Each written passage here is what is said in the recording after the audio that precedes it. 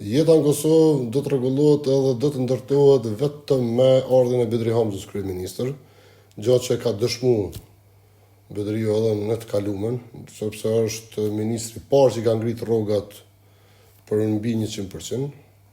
Kanë qenë paga shumë të vogla në atë kohë kur i ka ngritë Bedria, edhe pse i kam hyrë garës për politikë me ndihmu Bedriun ka qenë pikërisht ana ekonomike që ju kom bashku ekipit në Bedria që në ekonomi ta ndihmoj, sepse i di ku janë vështirësitë dhe problemet e të gjithë biznesmenëve në vendin tonë dhe di ku janë problemet e punëtorëve maksimalisht në vendin tonë. Dhe një prej arsyeve kryesore ka qenë kjo që jam hyrë në politikë që t'i ndihmoj edhe bizneset edhe punëtorët edhe ta ndërtojmë këtë vend.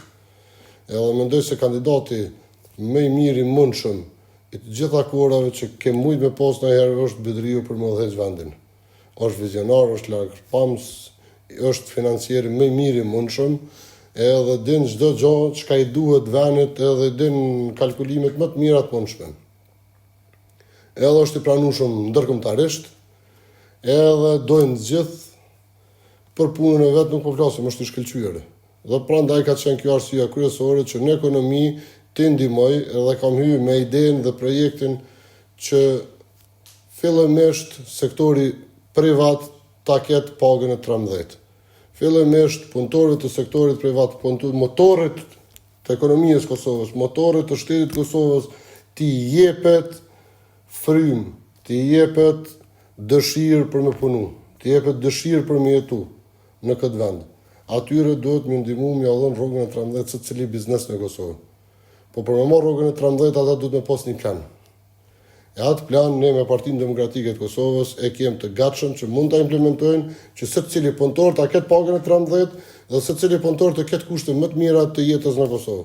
Se nuk është të thonë me marrë edhe pagën e 13 kur nuk i mundësi me jetu mirë.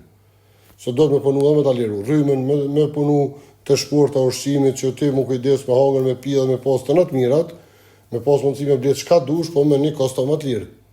Jo me këto kosto që sot s'ka kontrol fare. S'dihet as s'ka blet, as s'ka bot, as s'ka shitet, as nga vjen. Këtë produktet për na vinë prej Serbisë. Deri në shtator i kena dhonat zyrtare të shtetit të Kosovës janë diku te 606 milionë euro që janë ble, apo 706 milionë euro. Tashti duhet tonën, ku je moral bën? Që thëgjë mjaft mo, boll mo, duhet tonën. 700 milionë vetë si vjet. Kjo është diçka e jashtëzakonshme. Është diçka stratosferike që s'mundet me marrë mendje askujt.